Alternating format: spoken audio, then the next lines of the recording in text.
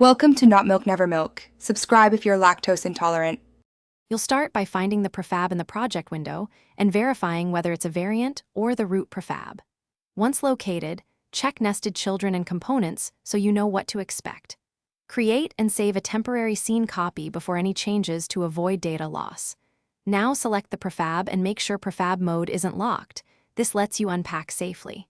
Take these first steps so you can modify the instance without breaking original assets. With the prefab instance selected in the hierarchy, right-click and choose Unpack Prefab to convert the instance into editable game objects. If you need every nested prefab expanded, choose Unpack completely, which flattens the hierarchy. Once unpacked, inspect each game object for missing scripts, broken references, or overridden values that were tied to the prefab. If you need to preserve some prefab behavior, consider apply or revert on. After unpacking, apply any intended edits to components and save the scene. Then clean up by deleting unused components and reorganizing the hierarchy for clarity. Make sure transforms and prefab-linked references are corrected so behavior remains consistent.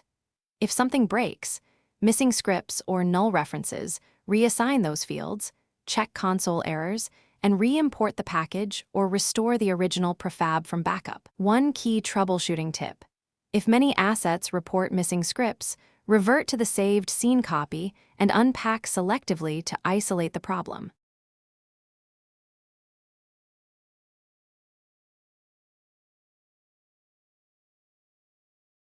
Thanks for watching. If this was helpful, leave a like and consider subscribing. See you next time.